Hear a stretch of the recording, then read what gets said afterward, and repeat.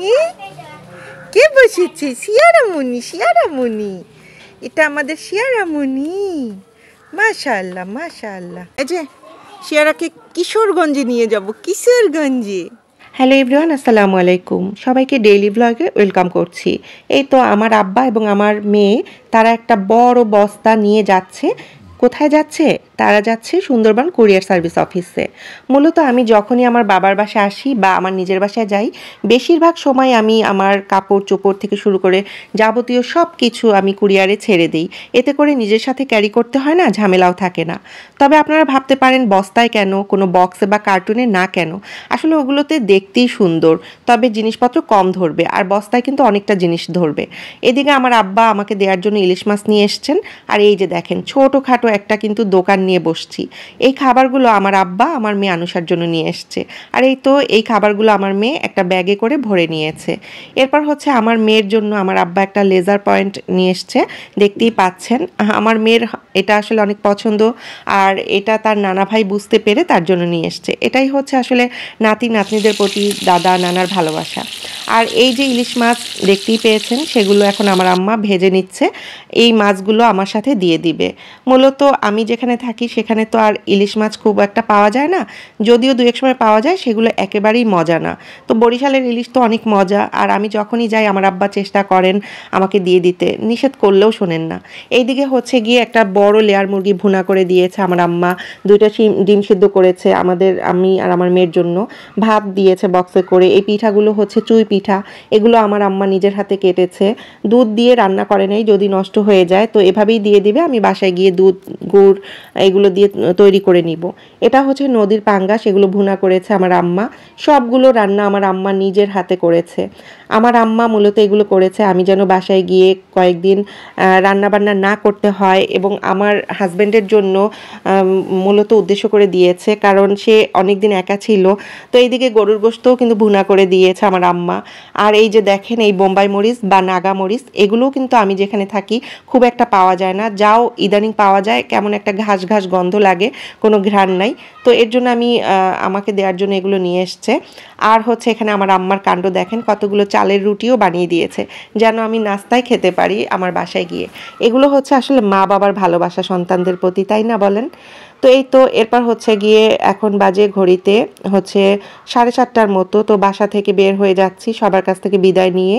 এই তো আমাকে সবাই বিদায় দিল, বাড়ির সবাই। আর এই তো যাওয়ার পথে আমার ভাইয়ের ঘরের সামনে থেকে কিছুক্ষণ দাঁড়িয়ে ভাইকে বিদায় দিয়ে তারপর যাচ্ছি। সবাই আপনারা দোয়া করবেন আমার ভাইয়ের জন্য, আল্লাহ যেন তার জীবনের ছোট বড় গুনাহ মাফ করে তাকে জান্নাতুল ফেরদৌস দান করেন।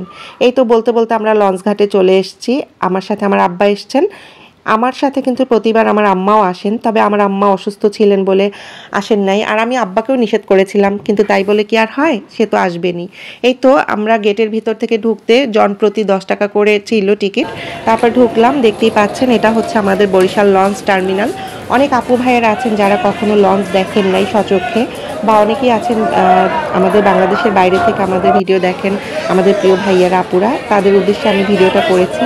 মন তো আমার অনেক বেশি খারাপ ছিল, কারণ বিদায় মানেই অনেক কষ্ট। তারপর সেই জিনিসগুলোকে আমি এক সাইডে রেখে ভিডিও করেছি, আর শুধুমাত্র আপনাদের জন্য। এই তো এখান থেকে আমরা এসেছি, দেখতেই পাচ্ছেন আমি দাঁড়িয়ে থেকে একটু ভিডিও নেওয়ার চেষ্টা করেছি। এটা হচ্ছে আমাদের বরিশালের লঞ্চ টার্মিনাল। আর এই তো এখানে পরপর অনেকগুলো লঞ্চ ছিল, 3তলা 4তলা এই লঞ্চগুলো। আর বড় লঞ্চগুলো কিন্তু একটু রাত করে ছাড়ে, আনুমানিক 9টা 9:30টার দিকে। আর ছোট লঞ্চগুলো কিন্তু বিকেল থেকে ছাড়া শুরু হয়। তো যাই হোক, সবগুলোই হচ্ছে গিয়ে তো বরিশাল থেকে ঢাকা যাবে। আর এই তো এখানে আমরা এখন উঠবো। আমাদের লঞ্চটা ছিল সুরভি 7, দেখতেই পাচ্ছেন। তো এখানে দাঁড়িয়ে আমার আব্বা আবার আমার কাজিনকে ফোন দিচ্ছিল। আমার কাজিন মানে আমার চাচাতো ভাই, সে তার দোকানে, সেও চলে আসবে কিছুক্ষণের মধ্যে। এই তো লঞ্চের সিঁড়িটা ঠিক এমনই থাকে, কাঠের তৈরি। আমি আসলে চেষ্টা করেছি যতটুকু পেরেছি আপনাদের সাথে একটু শেয়ার করার জন্য। এই তো আমরা লঞ্চের ফার্স্ট ফ্লোরে উঠেছি, দেখতেই পাচ্ছেন সিঁড়ি থেকে। আর এখানে যাদেরকে বসা দেখছেন তারা হচ্ছে গিয়ে লঞ্চের দায়িত্বে আছে আর কি। তো যারা টিকিট না কাটে আগে থেকে, তারা এখান থেকে টিকিট কেটে নিবে আর কি। তো যাই হোক, এরপর হচ্ছে গিয়ে আমি এই সাইডটায় চলে এলাম। ওই তো লঞ্চ টার্মিনাল দেখতেই পাচ্ছেন। আর এই নদীটার নাম হচ্ছে গিয়ে আমাদের বরিশালের কীর্তনখোলা নদী। আর এই তো এখানে কিন্তু হচ্ছে লিফট আছে। প্রায় বেশিরভাগ বড় লঞ্চগুলোতে কিন্তু লিফটের ব্যবস্থা আছে, তবে এই লঞ্চের লিফটটা ওই দিন নষ্ট ছিল। যাই হোক, এই তো এখানে আপনারা দেখতেই পাচ্ছেন সুরভি 7, সুরভি 8, সুরভি 9। তো এটা হচ্ছে তাদের প্রতিষ্ঠানসমূহ, দেখতেই পাচ্ছেন। আমি চেষ্টা করেছি যতটুকু পেরেছি আপনাদের সাথে শেয়ার করতে। আশা করছি আপনারা ভিডিওটা না টেনে পুরোটা দেখবেন। একটা ভিডিও কিন্তু তৈরি করতে অনেকটা সময়ের প্রয়োজন, ধৈর্যের প্রয়োজন। তো চেষ্টা করি নিজের মনের মাধ্যমে মিশিয়ে ভিডিওটা তৈরি করতে। আপনারা যদি টেনে টেনে দেখেন তাহলে তো কিছুই বুঝবেন না, তাই না? আর আজকের ভিডিওটা অবশ্যই বড় হয়েছে, সেটা আমি নিজেও বুঝতে পারছি। এই তো আমরা দোতলায় চলে এসেছি, এখান থেকে আমরা চাবি নিলাম। এরা হচ্ছে লঞ্চের স্টাফ, এরা আমাদেরকে সকল রকম সুবিধা দিয়ে থাকবে আমরা যতটুকু সময় এই লঞ্চে থাকবো। তো এখানে উনি বলছিলেন যে লঞ্চের শুটিং হচ্ছে, আর এই তো আমার মেয়ে লঞ্চের চাবি নিয়ে নিল, মানে আমাদের কেবিনের চাবি নিয়ে নিল আর কি। এখান থেকে আমরা চাবিটা নিলাম। আর আমার টিকিট কিন্তু আমার হাজব্যান্ড অনলাইনে কেটে রেখেছিল। অনলাইন অফলাইন যেভাবেই কাটেন না কেন, ওদের কাছ থেকে এভাবে টিকিটটা দেখিয়ে তারপর চাবিটা নিতে হবে যদি আপনি কেবিনে যান। কেবিনে গেলে তো চাবি ওদের কাছে থাকবে। এছাড়াও কিন্তু আরও অনেক মাধ্যম আছে, ইনশাল্লাহ আমি নেক্সট ভিডিওতে শেয়ার করব। এইদিকে বলতে বলতে আমার কাজিন চলে এসছে। এরপর আমরা তো আমাদের রুমে গিয়ে আমাদের ব্যাগপত্র রেখে এলাম। এরপর রুমটা লক করে আবার নিচে এলাম একটু। এই তো আমার কাজিন আমাদেরকে ঝালমুড়ি খাওয়ানোর জন্য, এরপর আমার আব্বা পান খেতে আসছেন। এগুলো আসলে লঞ্চের ভিতরেও পাওয়া যায়, ক্যান্টিন আছে। তারপর বাইরে আসলাম হাঁটতে হাঁটতে। এখন আমার আব্বা আমার কাজিন চলে যাবে, আর যাওয়ার আগ মুহূর্তে বুঝতেই পারেন বাবা মেয়ের যে একটা মুহূর্ত বিদায়ের, এটা কতটা যে কষ্টের এটা আসলে বলে বোঝানো যাবে না। আমার আব্বা আম্মার বয়স হয়েছে, শরীরে নানা রকম রোগ বাসা বেঁধেছে।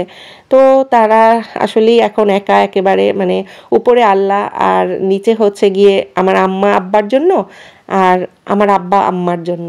তো অবশ্যই আপনারা দোয়া করবেন আল্লাহ যেন তাদেরকে সুস্থ রাখেন, ভালো রাখেন, নেখায় দিয়ে বাঁচিয়ে রাখেন। এই তো আমার কাজিনকেও বলছিলাম যে ভাইয়া সময় সুযোগ করে যেও। আসলে আমার কাজিনের কথাও কি বলবো, আমাদেরকে অনেক বেশি ভালো জানে, অনেক বেশি ভালোবাসে, একেবারে আপন মায়ের পেটের মতোই জানে। কখনোই আমরা বুঝতে পারিনি যে আমরা চাচাতো ভাই বোন, আর ওদের কিন্তু কোনো বোন নাই, আমরাই ওদের বোন। আর আমার তো একটা ভাই ছিল আকাশ, সে তো আল্লাহর কাছে চলে গেছে, ওরাই আমার ভাই। তো আমার কাজিনরা হচ্ছে 3 ভাই। তো এই ভাইয়া হচ্ছে ছোট ভাইয়া, লিবু ভাইয়া। তো এই তো এরপর হচ্ছে গিয়ে আমার আব্বা এখন ফাইনালি চলে যাচ্ছে। তো তখন বেজেছিল আনুমানিক কয়টা হবে, প্রায় 8:45টার মতো। তো আমার মেয়ে খুব বলছিল যে নানা ভাই তুমি যাও যাও, লঞ্চ ছেড়ে দেবে, সিঁড়ি উঠিয়ে ফেলবে। আসলে লঞ্চ ছাড়তে সেদিন কিন্তু মোটামুটি 9:30টা বেজে গিয়েছিল। তো পরে আমার আব্বা আবার আফসোস করছিল, বলছিল ইস আরেকটু সময় তো থাকা যেত।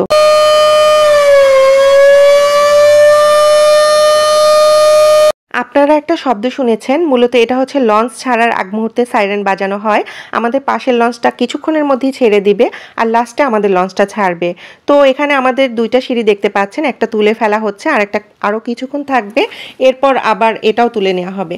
আর ওই যে দেখেন বলতে বলতে পাশের লঞ্চটা কিন্তু অলরেডি ছেড়ে দিয়েছে। এরপর দেখতে পেলাম এখানে আবার শুটিং চলবে, যেহেতু সারা রাত এখানে নাটকের শুটিং চলবে সকাল পর্যন্ত, ওরা ওদের মতো করে শ্যুট নিচ্ছিল। আর এখন হচ্ছে ড্রোন ক্যামেরা দিয়ে শ্যুট করা হচ্ছিল। যেহেতু লঞ্চে শুটিং হচ্ছে আর নাটকের নাম ছিল লঞ্চে বিয়ে, বুঝতেই পারছেন গেট আপ মেকআপ থেকে এখানে বর বউ ছিল। তো এটা ওদের একটা চরিত্রই ছিল। যাই হোক, এখানে আরও অনেক যাত্রীরা দেখছিল তাদের শুটিংগুলো। আর এই তো বলতে বলতে আমাদের লঞ্চটা ছেড়ে দিয়েছে, দেখতেই পাচ্ছেন। আর ওই যে আমার আব্বা এবং আমার কাজিন কিন্তু এখনও দাঁড়িয়ে আছে। তো আমার আব্বাকে এবং কাজিনকে যতটুকু সময় যতক্ষণ দেখা যাচ্ছিল আমি কিন্তু ক্যামেরা করেছি বা দাঁড়িয়েও ছিলাম। এই তো দেখতে দেখতে লঞ্চ টার্মিনাল থেকে আমাদের লঞ্চটা আস্তে আস্তে করে সামনের দিকে এগিয়ে যাচ্ছে। আর আমার মেয়ে আনুষা, সে কিন্তু অনেক বেশি কান্না করছিল। আমার কথা নাই বা বলি, কারণ এই প্ল্যাটফর্মে ইমোশনের কোনো জায়গা নাই। সত্যি বলতে এই পৃথিবীতেই ইমোশনের কোনো জায়গা নাই। এটা আমি আগে না বুঝলেও যত দিন যাচ্ছে তত বেশি বুঝতে পারছি। তো ঠিক আছে, সবাই ভালো থাকবেন। আগামী ভিডিওতে লঞ্চের পুরো ভিডিও শেয়ার করব। আজকের মতো বিদায় নিচ্ছি, আল্লাহ হাফেজ।